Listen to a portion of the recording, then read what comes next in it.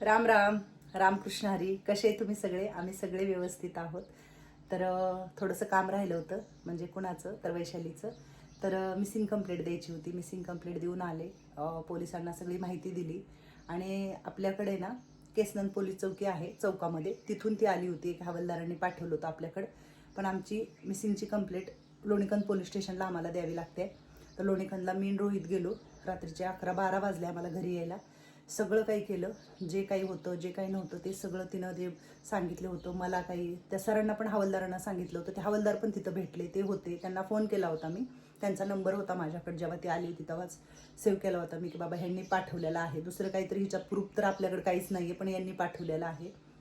तर त्यांनी जे काही होतं ते त्यांना मी दाखवलं. म्हणजे जे तिच्या फोटो, पहिलेच्या फोटो सरांना माहिती होतं ती कशी आली होती, काय होतं. तर सरांनी तो आत्ताचा फोटो बघितल्यावर म्हटले अहो ताई नाहीच आहे, हे मुलगी आहे म्हटली. मी तर तुमच्याकडे बाई पाठवली होती. अहो कसलं रूप दिले म्हणे, किती वाकली होती ती, काय म्हणे कसल्या अवस्था होती म्हणून त्यांनी त्यांच्या तिथं वरिष्ठांना दाखवत होते की बघा हे म्हणले हे मॅडमनी हे अशी बाई पाठवलं तर हिला रूप कसलं दिले बघा म्हणे, कसली सुंदर कसली बाई दिसते म्हणे, काय अवतार होता आणि कसलं झाले म्हणे, लुगडं होता अंगावर सगळं वासने कसं झाले म्हणे, कसलं सुंदर झाले म्हणे. अहो खरंच खूप सुंदर दिसत होती ती, छान झाली होती मस्त एकदम. आणि ड्रेस वगैरे घालायची ती, साडी आता घालतच नव्हती बऱ्यापैकी. ड्रेस वगैरे आजी लोकांना वगैरे आणलं की मी म्हणायचं घाल तुला घालायच्यात का, ती घालायची. तर आपलं जे काही काम होतं ते आपण केलेलं आहे. तर सरांनी पण मला सांगितलं की तिला खूप मारहाण केलेली होती. तिच्या इथं वनं होती, आहेत माझ्याकडे फोटो. मारलेली वनं होती, ही सगळं काळं होतं इकडं, खूप असं हातपाय बारीक होते तिचे. आणि इथं चाकूचा वार केलेला होता, असं घासलेलं होतं. मग तिच्या म्हणून ते तोंडाला बांधलं होतं, इथं लागलं होतं होटाला. त्या माणसाने मारलं होतं तिला. आणि तिनं त्या दुसऱ्या माणसाचीच कंप्लेंट केसनंदला दिली होती. तर ते कंप्लेंट दिलेलं पण माझ्याकडे आहे कागद. आणि तिच्याकडून थोडंफार मी लिहून घेतलं होतं, ते पण आहे. मी ते पण पोलीस स्टेशनला जमा केलं आणि मिसिंग एक कंप्लेंट देऊन टाकली मी. कारण ती आपल्या घरातून गेली, आपल्याकडे काहीच नव्हतं. सर म्हणत होते ती सज्ञाने गेली, तिच्या मर्जीने गेली. मॅडम आता काय करणार तुम्ही म्हटले. आम्हाला हे फोटो तर ह्याच्यातच बघून कळते की तुम्ही किती सांभाळ असेल त्या बाईला म्हटले. ठीक आहे म्हटलं सर, ज्याची त्याची इच्छा, ज्याचं त्याचं प्राधान्य आहे. प्रत्येकाने प्रत्येकाचं आयुष्य जगावं, कोणी कोणाला अडवू शकत नाही. आणि आपण पण कोणाला अडवू शकत नाही की बाई तू माझ्याकडेच राहा, माझंच काम कर, तुझं आयुष्य इथं माझ्यासारखं जायला पाहिजे असं नको आहे. कारण इथं कामधंदा करावाच लागतो. कुठेही गेलं तर काम करावंच लागतं. मला माहिती नाही कोण कुठं बसून खाऊ घालवत असेल तर ठीक आहे, पण काम जिथं जाईल तिथं करावंच लागतं. कोणी बसून नाही खाऊ घालत. काही लोक असतील की ते बसून खाऊ घालत असतील, बसून बाई आयतं ताट देते ये जेवायला म्हणत असतील, काय माहीत. आता बरेचसे असे समाजात पण लोक आहेत. पण इथं थोडं काम करावं लागते. आपण आपल्या पद्धतीने सगळं केलं. अजून 1-2 दिवस वाट बघितली, फोन करेल, माझा फोन नंबर आहे तिला पाठ, सगळं काही करेल. तर तिचा फोन वगैरे नाही आला. पण वैशाली कुठेही असो, आजही ऐक तू, चांगली राहा, आनंदी राहा, सुखी राहा.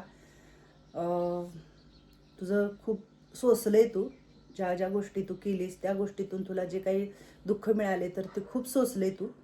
इथून पुढे तुझं चांगलंच हो. मी तुला 2 मंगळसूत्र केले होते, वाठ्या मणी केले होते, जोडवे केले होते. ती मात्र ती तिच्यासोबत घेऊन गेली. का सांगते मी, कारण सांगावं म्हटलं की लोकांना की तिला काही दिलं नाही मोबदला असं कोणी म्हणू नका. कारण ती उद्या कधी बी येऊ द्या, मला म्हणू द्या ताई मी तुमच्यात एवढे वर्ष काम केलं, मला त्याचा काहीतरी मोबदला द्या. मी देणार, मी 100% तिला देणार. मी जे खाऊ घातले, मी तिला सांभाळले, कपडा लत्ता बाकीचे औषध गोळ्या पण होत्या तिला हाताला. तिच्या 600-600 रुपयाची एक ट्यूब होती, तिच्या हात चिरलेले असायचे नेहमी. 600-700 रुपयाची एक ट्यूब होती मटकर सरांनी दिलेली, आम्ही ते आणत होतो तिला. मी ते सगळा मोबदला माझा नाही घेणार, पण तिचा पगार मी तिला देऊन टाकणार. आज खायचं म्हणलं, मेस लावायची म्हणलं तर 3,000 रुपये लागतात. घराचं भाडं एकट्या बाईला रूम करायची म्हणलं तर 2-2.5 हजार रुपयाची रूम असते. मी ती काहीच घेणार नाही तिच्याकडून. तिनं काम केलेलं दिसाले, पण मी तिला सांभाळायला कुणाला दिसत नाही की तिला कसं सांभाळलं, काय केलं. माझ्याकडे सगळं आहे. माझ्याकडे व्हिडिओ आहेत, हॉटेलला नेलेले फोटो आहेत, तिला कुठं कुठे घेऊन फिरले, सगळं आहे माझ्याकडे.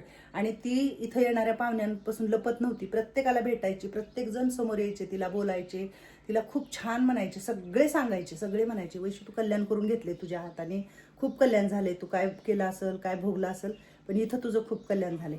माहिती नाही इथं कोणी आलं असेल, तिला कोणी भटकावलं असेल, चल तुझं इथून गेल्यावर पण अजून काही आम्ही तुझं चांगलं करू, असं जर कोणी म्हणलं असेल, मला नाही माहिती काय तिच्या डोक्यात कोणी भरलं असेल तर.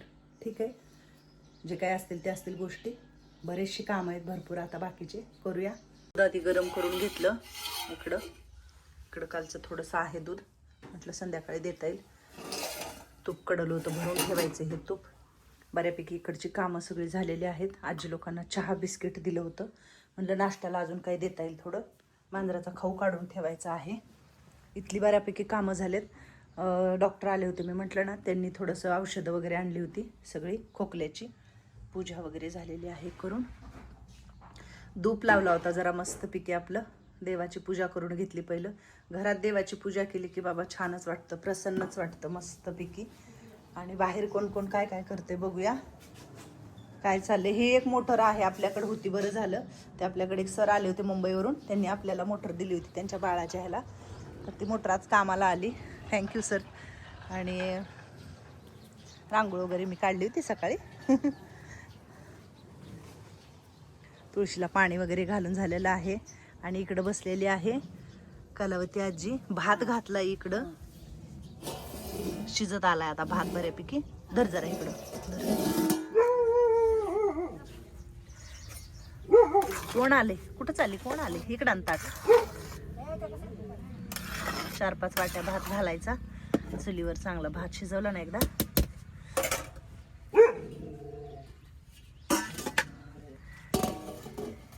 इथं झाकून ठेवले ही जरा. भाज्या, मेथीची भाजी, सोयाबीन आहे, इकडे एक वरण आहे. आणि भात जरा शिजवून घ्यायचा आहे. बाकीचं अजून थोड्याफार काय आहे.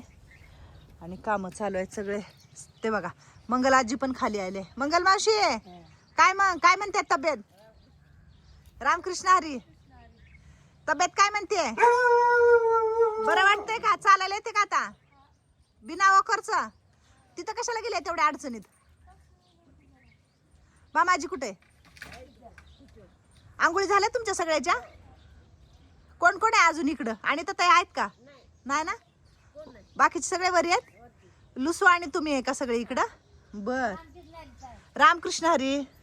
अर्धे इकडं 2 आहेत की, मी बघायच नाही. हा, रामकृष्ण हरी. रामकृष्ण हरी. रामकृष्ण हरी. काय म्हणता अक्का बाय? काय नाही, भाजी निवडताय. भाजी निवडताय? भाजी काय आता उद्या येतेस तुम्हाला? भाजी निवडायचं चालू आहे. कसलं कसलं बघतात. अक्काबाई आमच्या लय भारी आहेत कामाला. अंकाबाई, सुंदरबाई, आमच्या आजी, सगळ्या आजी लोक काही वाटोळं होऊ देत नाहीत आणि काही खराब होऊ देत नाहीत. खराब झालेलं काढून इकडे जनावर येतात लगेच जनावराला. हो, तिकडे टाकलं की जनावर खातात ना मग. हा, वरून जाऊ, वरी जाऊ. आता वरी नाही जाणार मी. आता बघा बिना वाकरचं चलते. मंगल मावशीला खाली चालायला सांगितले सरांनी. सर म्हटले चालायचं. आणि काय नाही, पायात थोडंसं पण तुला शुगर आहे ना, चप्पल घाल ना पायात.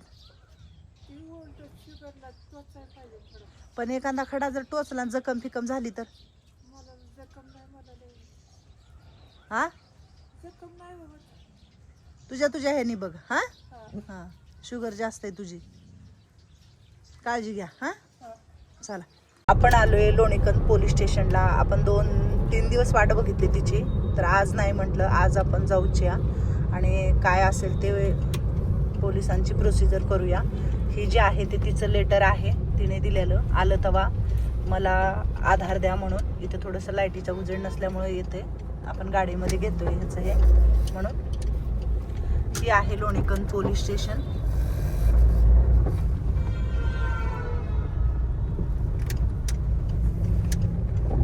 आणि तिने सांगितलं होतं मला आधार द्या म्हणून, ते आधार दिला होता आपण. ते तिचं लेटर आहे. तुम्हाला मी सांगते, रात्रीचे 11:15 होईलेत. आम्ही मायलेकर इथंच होतो. मिसिंग कंप्लेंट दाखल केलेली आहे. मी वाट बघितली 2 दिवस, फोन वगैरे येईल म्हणून, पण तिचं काहीच नाही. म्हणून मला हा निर्णय घ्यावा लागला आणि मिसिंग मी आज दाखल केलेली आहे. चाललोय मी आणि रोहित घरी. आता बघूया, लवकर भेटावी, तपास करा म्हणून सांगितले मी.